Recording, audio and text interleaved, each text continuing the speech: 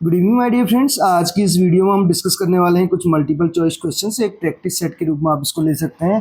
Uttarakhand LT अगर part 1 की बात की जाए तो उसमें यूनिट 4 से रिलेटेड आज हमारा जो टॉपिक है, education of the gifted delinquents socially and economically, जो डिसएडवांटेज्ड चिल्ड्रन हैं इंक्लूडिंग, जिसमें शेड्यूल कास्ट, ये बात करें शेड्यूल ट्राइब से रिलेटेड। यहाँ पे कुछ क्वेश्चन से डिस्कस करेंगे, उनसे रिलेटेड जितने भी कमीशंस हैं उनके बारे में भी बात करेंगे। तो वीडियो के अंत तक बने रहिएगा। टाइम ऑलरेडी आप देख सकते हैं 11 यहाँ पे हो चुका है, 11:03 करके आप देख सकते हैं। 11:03 यहाँ पे हो चुके हैं। तो बहुत जो है इसके लिए एक बोले तो एक अलग से स्पेशल टाइम निकालना पड़ता है। कोचिंग क्लासेस के बाद से इतना समय नहीं मिल पाता है, फिर भी कोशिश ही रहती है जब कभी भी समय मिलता है अपनी ओर से बेस्ट दें। तो वीडियो अगर आपको पसंद आती है तो अपने फ्रेंड्स के साथ भी आप शेयर कर सकते हैं। तो डिस्कस कर रहे हैं, क्वेश्चंस को स्टार्ट करें। पहला क्वेश्चन जो हमारे पास है, ढेबर कमीशन की बात चल रही है। ढेबर कमीशन का गठन किस वर्ष किया गया था? ढेबर कमीशन का जो है गठन किस वर्ष किया गया था, पूछा जा रहा है। वर्ष 1949 में, 1955 में, 1960 में, 1969 में। 4 ऑप्शन हमारे पास है, हमें करेक्ट आंसर इस क्वेश्चन का बताना है। अब ढेबर कमीशन किससे संबंधित था, इस बारे में भी बात करेंगे। पहले ये बात कर लेते हैं कि किस वर्ष इसका गठन किया गया। तो वर्ष 1960 में इसका गठन किया गया। आप 1960 को जितने भी हमारे इंग्लिश लिटरेचर वाले साथी हैं वो ऐसे लर्न कर सकते हैं। 1960 में जो है आर के नारायण को क्या मिला था, साहित्य अकेडमी अवार्ड मिला था। किसके लिए? द गाइड के लिए। तो जो है ऑप्शन नंबर सी इसका करेक्ट आंसर हो जाएगा। और इसका गठन क्यों किया गया? इसका गठन जो है, इसमें अगर बात करें, अनुसूचित जाति और जनजाति के जितने भी बच्चे थे उनको निःशुल्क पाठ्य पुस्तकें, लेखन सामग्री, वस्त्र और मध्याह्न भोजन की उनकी व्यवस्था का इसमें सुझाव दिया गया। इसलिए इस कमीशन का गठन किया गया। कब किया गया? 1960 में। बढ़ेंगे नेक्स्ट क्वेश्चन की ओर। सेकंड नंबर का क्वेश्चन हमारे पास है, आप देख सकते हैं। ढेबर कमीशन से संबंधित है। ढेबर कमीशन से संबंधित है, कौन सी चीज़ें संबंधित है इसमें? निःशुल्क पाठ्य पुस्तकें, मध्याह्न भोजन की व्यवस्था, लेखन सामग्री, उपरोक्त सभी। तो उपरोक्त सभी इसका करेक्ट आंसर हो जाएगा। मध्याह्न भोजन, जिसको MDM के नाम से भी जाना जाता है, मिड डे मील बोलता है जिसको, ठीक है। कब से स्टार्ट हुआ मिड डे मील? 1995, ठीक है। बढ़ेंगे नेक्स्ट क्वेश्चन की ओर। कोठारी कमीशन का गठन किस वर्ष से किया गया था? कोठारी कमीशन जो था उसका गठन किस वर्ष किया गया था? कोठारी कमीशन को राष्ट्रीय शिक्षा आयोग के नाम से भी जाना जाता है। किस नाम से जाना जाता है? राष्ट्रीय शिक्षा आयोग के नाम से इसको जाना जाता है। इसको राष्ट्रीय शिक्षा आयोग के नाम से भी जाना जाता है। और तो इसका गठन कब हुआ था? इसका गठन हुआ था वर्ष 1964 में। ऑप्शन नंबर बी इसका करेक्ट आंसर होगा। आप भी अपना स्कोर जरूर बताएगा कि आपने जो है ये जो 25 क्वेश्चन हैं इनमें से आपने कितने स्कोर यहाँ पे गेन किया, जरूर बताएगा आप कमेंट बॉक्स के जरिए। तो कोठारी कमीशन को राष्ट्रीय शिक्षा आयोग के नाम से जाना जाता है। एक क्वेश्चन आपके लिए यहाँ पे कि भारतीय शिक्षा आयोग के नाम से किस कमीशन को जाना जाता है? ये क्वेश्चन आपके लिए लास्ट वीडियो में भी हमने डिस्कस किया था। अगर आपने वो वीडियो देखी होगी, वॉच की होगी, तो आप इसका आंसर इजीली दे पाएंगे। अदरवाइज अगर आपने जो शिक्षा से संबंधित आयोग हैं अगर वो भी पढ़े हैं तब भी इस क्वेश्चन का आंसर देने में कोई दिक्कत नहीं होगी, मुझे नहीं लगता, ठीक। बढ़ेंगे नेक्स्ट क्वेश्चन की ओर। क्वेश्चन नंबर 4 आप देख सकते हैं। राष्ट्रीय शिक्षा नीति 1986 के दस्तावेजों को कितने भागों में विभाजित किया गया? जो राष्ट्रीय शिक्षा नीति है उसके दस्तावेजों को कितने भागों में विभाजित किया गया है, ये पूछा जा रहा है। तो इसके भागों को जो है, राष्ट्रीय शिक्षा नीति की अगर बात की जाए तो इसके दस्तावेज को कितने भागों में बांटा गया है? 12 भागों में बांटा गया है। क्वेश्चन नंबर 5 हमारे सामने है। निम्न में से कोठारी आयोग का अध्यक्ष कौन था? कोठारी आयोग का अध्यक्ष कौन था? तो इस क्वेश्चन का आंसर तो बहुत ही आसान सा है, डॉक्टर DS कोठारी, ठीक है, दौलत सिंह कोठारी, ठीक है। और अब 1964 में इसका गठन किया गया। मुदालियर आयोग यानी कि माध्यमिक शिक्षा आयोग के मुदालियर, ठीक है, लक्ष्मण स्वामी मुदालियर। और 1948 में जो था राधाकृष्णन आयोग के नाम से जाना जाता है, ठीक है। तो अलग अलग आयोग हैं, ये इनके बारे में एक लिस्ट ऑलरेडी हमने प्रोवाइड कर रखी है, वीडियोज़ भी बनाई हुई हैं। तो MCQ सीरीज़ भी प्रोवाइड कर रखी है, आप उनको वॉच कर सकते हैं। इसके साथ साथ हमने नोट्स के बारे में भी आपको बताया था। जो साथी उसमें भी नोट्स नहीं वो कर पाए, नोट्स नहीं ले पाए, तो उनके लिए जल्द ही एक हम अलग सा सॉल्यूशन निकालने वाले हैं। एक व्हाट्सएप ग्रुप हम बनाने जा रहे हैं जिसमें नॉमिनल से चार्ज उससे भी कम हमने रख देंगे। उसमें आप जो है उस ग्रुप से जुड़ सकते हैं अगर आप इंटरेस्टेड हों तो। और अगर किसी पर्टिकुलर टॉपिक पे आपको दिक्कत है तो आपको जो है वो नोट्स फ्री ऑफ कॉस्ट भी प्रोवाइड कर दिए जाएंगे। आप उस टॉपिक को हमें सजेस्ट कर दीजिएगा, जैसे ही हमें समय मिलेगा हम आपको प्रोवाइड कर देंगे। क्वेश्चन नंबर 6 है, अल्पसंख्यक वर्ग के कौन से समुदाय जो है शिक्षा की दृष्टि से पिछड़े नहीं हैं। जो अल्पसंख्यक वर्ग के अगर समुदायों की बात की जाए तो उनमें से कौन से ऐसे समुदाय हैं जो शिक्षा की दृष्टि से पिछड़े नहीं हैं। ठीक है, ईसाई, बौद्ध, जैन, ये सभी। तो इसका आंसर क्या हो जाएगा, ये सभी जो समुदाय हैं ये शिक्षा की दृष्टि से पिछड़े नहीं हैं। ठीक है, बढ़ेंगे नेक्स्ट क्वेश्चन की ओर। क्वेश्चन नंबर 7 हमारे सामने है, भारतीय संविधान के अनुच्छेद 30 में अल्पसंख्यकों की शिक्षा के संबंध में कितने प्रावधान किए गए। भारतीय संविधान के अनुच्छेद 30 में जो है अल्पसंख्यकों की शिक्षा के संबंध में कितने प्रावधान किए गए हैं पूछा जा रहा है क्वेश्चन नंबर 7 में। तो कितने प्रावधान किए गए हैं, 2 प्रावधान यहाँ पर किए गए हैं। अल्पसंख्यकों की शिक्षा के संदर्भ में कितने प्रावधान किए गए हैं, 2 प्रावधान किए गए हैं, जिसमें पहला है धर्म या भाषा पर आधारित सभी अल्पसंख्यक वर्गों को अपनी रुचि की शिक्षा संस्थाओं की स्थापना और प्रशासन का अधिकार होगा। और दूसरा अधिकार की अगर बात करें तो जिसमें दूसरा जो प्रावधान है वो ये किया गया है, शिक्षण संस्थाओं को सहायता देने में राज्य किसी जो है विद्यालय के विरुद्ध इस आधार पर भेदभाव नहीं करेगा कि वो धर्म व भाषा पर आधारित किसी अल्पसंख्यक वर्ग के प्रबंधन में है। तो ये 2 प्रावधान इसमें किए गए हैं। नेक्स्ट क्वेश्चन की ओर बढ़ें। क्वेश्चन नंबर 8 है, राज्य सरकार कमज़ोर वर्गों विशेषतः अनुसूचित जातियों और अनुसूचित जनजातियों, अनुसूचित जाति यानी कि शेड्यूल कास्ट और अनुसूचित जनजातियों यानी कि शेड्यूल ट्राइब जिसको बोला जाता है, की शिक्षा तथा धर्म संबंधी हितों की विशेष सावधानी से उन्नति करेगा। यह संविधान के किस अनुच्छेद में वर्णित है। तो कौन से अनुच्छेद में ये वर्णित है ऐसा कहा गया है, कहने का मतलब है क्वेश्चन नंबर 8 का आंसर हमें बताना है।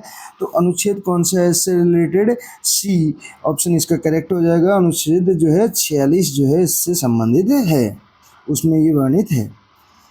क्वेश्चन नंबर 9 हमारे पास है, हमारे सामने आप देख सकते हैं, राष्ट्रीय शिक्षा नीति की बात की जा रही है। तो ये रहा क्वेश्चन नंबर 9। राष्ट्रीय शिक्षा नीति 1986 से संबंधित है। तो कौन सी चीज़ इससे संबंधित है, नगरों, गांव, आदिवासी, अनुसूचित जाति एवं जनजातियों के बच्चों के लिए विद्यालय, दूर दराज से आने वाले बच्चों के लिए छात्रावास, विद्यालयों में इन्हीं वर्गों और इन्हीं क्षेत्रों के शिक्षकों की नियुक्ति, उपरोक्त सभी। क्वेश्चन नंबर 9 का आंसर बताना है तो इसका आंसर हो जाएगा उपरोक्त सभी, डी ऑप्शन करेक्ट हो जाएगा। क्वेश्चन नंबर 10 हमारे सामने है, राष्ट्रीय शिक्षा नीति की अगर बात की जाए, राष्ट्रीय शिक्षा नीति 1986 की बात की जाए, अभी हमने हाल ही में NEP यानी कि जिसको बोलते हैं नेशनल पॉलिसी ऑफ एजुकेशन या नेशनल एजुकेशन पॉलिसी, आप कुछ भी बोल रहे हैं उसको, ठीक है, 2020 से रिलेटेड कुछ क्वेश्चंस भी डिस्कस कर रखे हैं। मल्टीपल चॉइस क्वेश्चन प्रोवाइड किए थे जो आपके द्वारा बहुत पसंद भी की गई जिस वीडियो को। अगर आप में से कुछ साथियों ने उसको वॉच नहीं किया तो उसको भी आप वॉच कर सकते हैं, जिससे आपको अगर NEP से रिलेटेड कोई भी क्वेश्चन बनता है तो उसका भी आप आंसर ईजिली दे पाएंगे। 1986 के बाद कितने वर्ष बाद जो है नई शिक्षा नीति आ रखी है, तो ये लगभग आप देखिए 14 साल यहाँ पे हो गए और 34 साल बाद। ठीक है, इसमें देखिए अल्पसंख्यकों को अपनी शिक्षा संस्थाएं चलाने का अधिकार होगा। शिक्षा संस्था में पाठ्यक्रम प्रांतीय सरकारों द्वारा निश्चित पाठ्यक्रम होगा। तो ऑप्शन नंबर सी इसका करेक्ट हो जाएगा, क्वेश्चन नंबर 10 का सी। बढ़ेंगे नेक्स्ट क्वेश्चन की ओर। 11 नंबर का क्वेश्चन क्या कहते हैं, देखिए, अल्पसंख्यक वर्ग के बच्चों के लिए शिक्षा हेतु कौन से प्रयास किए जा रहे हैं। जो अल्पसंख्यक वर्ग के बच्चों के लिए जो शिक्षा हेतु कौन से प्रयास किए जा रहे हैं पूछा जा रहा है। सर्व शिक्षा अभियान के तहत प्राथमिक एवं उच्च प्राथमिक स्कूल स्थापित करने की प्राथमिकता, अल्पसंख्यकों के लिए क्षेत्रीय प्रोत्साहन कार्यक्रम चलाया जा रहा है, मदरसा शिक्षा के आधुनिकीकरण हेतु वित्तीय सहायता, उपरोक्त सभी। क्वेश्चन नंबर 11 की अगर बात की जाए तो ऑप्शन नंबर डी इसका करेक्ट हो जाएगा, उपरोक्त सभी। क्वेश्चन नंबर 12 आप देख सकते हैं, तो पिछड़े वर्ग और पिछड़े क्षेत्रों के बच्चों की शिक्षा व्यवस्था हेतु क्या या किए गए जो प्रयास हैं वो क्या क्या हैं पूछा जा रहा है। क्वेश्चन नंबर 12 के अगर बात करें तो ऑप्शंस को आप रीड कर सकते हैं, हम इसका सीधे सीधे करेक्ट आंसर बताएंगे। ऑप्शन नंबर डी इसका करेक्ट आंसर हो जाएगा। ठीक है, क्वेश्चन नंबर 13 कहता है कि ट्रांसजेंडर छात्रों की शिक्षा प्रभावित होने के कारण हैं, क्या क्या हैं? साथी, छात्रों द्वारा भेदभाव और अनुकूल शौचालय नहीं होना, यानी कि ऑप्शन नंबर सी इसका करेक्ट आंसर हो जाएगा, ए और बी दोनों। क्वेश्चन नंबर 14 आपके सामने है। क्वेश्चन नंबर 14 क्या कहता है? देखिए, स्वतंत्रता प्राप्ति के बाद किसने स्त्री शिक्षा की समुचित व्यवस्था करने का सुझाव दिया? स्वतंत्रता प्राप्ति के बाद, स्वतंत्रता यानी कि स्वतंत्र भारत का प्रथम आयोग आपको पता है, राधा कृष्णन आयोग की बात चलती है। तो इसमें अगर स्त्री शिक्षा की बात करें तो इसके लिए भी ऑप्शन नंबर ए जो है इसका करेक्ट आंसर हो जाएगा, राधा कृष्णन कमीशन। ठीक है, तो ऑप्शन नंबर ए करेक्ट हो जाएगा 14 का। अब इसमें चार्ल्स वुड कमीशन भी देखा है। चार्ल्स वुड, जिसको भारतीय शिक्षा का भारत में अंग्रेजी शिक्षा का मैग्ना कार्टा कहा जाता है, तो कब आया था ये आप बताएंगे? ये भी हमने डिस्कस किया हुआ है। क्वेश्चन नंबर 15 आप देख सकते हैं, संविधान के किस अनुच्छेद में यह व्यवस्था की गई है कि किसी भी बात से राज्य की स्त्रियों और बालकों के लिए उपबंध बनाने में कोई बाधा नहीं होगी? तो किस अनुच्छेद के तहत यह व्यवस्था की गई? क्वेश्चन नंबर 15 में पूछा जा रहा है। तो अनुच्छेद 15(3), ठीक है, बी ऑप्शन इसका करेक्ट हो जाएगा। क्वेश्चन नंबर 16 आपके सामने है, किस वर्ष जो है बालिका शिक्षा के लिए योजनाबद्ध रूप से प्रचार प्रसार का कार्य शुरू किया गया था? क्वेश्चन नंबर 16 का आंसर हमें बताना है। तो वर्ष 1951 से किया गया था। क्वेश्चन नंबर 17 आपके सामने, राष्ट्रीय महिला शिक्षा समिति का गठन किस वर्ष किया गया था? राष्ट्रीय महिला शिक्षा समिति का गठन किस वर्ष किया गया था? तो इसका गठन किया गया था 1958 में। हमने बताया था गाइड से रिलेटेड, यहाँ पे डेट बताई थी, आर के नारायण का जो वर्क था गाइड, वो उसकी पब्लिकेशन की डेट हमने बताई हुई थी 1958। ठीक है, नेक्स्ट क्वेश्चन आप देखिए, सरकार ने राष्ट्रीय महिला परिषद का गठन किस वर्ष किया, जिसे स्त्री शिक्षा के संबंध में नीति एवं योजना का कार्य सौंपा? क्वेश्चन नंबर 18 का आंसर हमें बताना है। तो इसका आंसर हो जाएगा 1959, 1959। शिक्षा के संदर्भ में हंसा मेहता समिति का गठन किस वर्ष किया गया था? शिक्षा के संदर्भ में जो हंसा मेहता समिति है उसका गठन कब किया गया था, ये पूछा जा रहा है क्वेश्चन नंबर 19 में।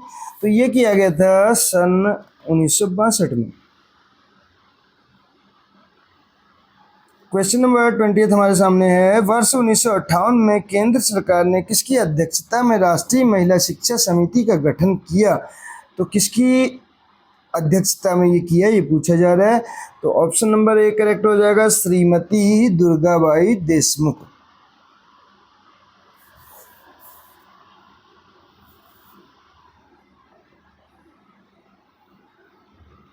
क्वेश्चन नंबर 21 आप देख सकते हैं। तो क्वेश्चन कहता है, राष्ट्रीय शिक्षा नीति 1986 में स्त्री शिक्षा के लिए की गई घोषणा थी। तो स्त्री शिक्षा के लिए की गई घोषणा कौन सी थी? स्त्री पुरुषों की शिक्षा में भेदभाव नहीं किया जाएगा, महिलाओं की शिक्षा हेतु विशेष प्रयत्न किए जाएंगे, बालिकाओं के लिए विशेष छात्रवृत्तियों की व्यवस्था, और उपरोक्त सभी। तो उपरोक्त सभी इसका करेक्ट आंसर होगा। क्वेश्चन नंबर 22 आपके सामने है, प्रतिभाशाली जो बच्चे हैं उनका IQ स्कोर कितना होना चाहिए जिसे उसे एबल्ड या गिफ्टेड बच्चा कहा जाए? एबल्ड, ठीक है। तो प्रतिभाशाली की बात की जाए तो ऑप्शन के हिसाब से 130 हो जाएगा, लेकिन 140 आपने पढ़ा होगा, तो 130 यहाँ पे हमारे पास जो ऑप्शन है ये करेक्ट हो जाएगा, डी ऑप्शन। क्वेश्चन नंबर 23, प्रतिभाशाली बच्चों के लक्षण होते हैं, एकाग्रता और स्मृति क्षमता उच्च होती है, रचनात्मक और नेतृत्व क्षमता होती है। तो इसका ऑप्शन नंबर क्या हो जाएगा, डी ऑप्शन करेक्ट हो जाएगा, ए बी दोनों। क्वेश्चन नंबर 24 आपके सामने है,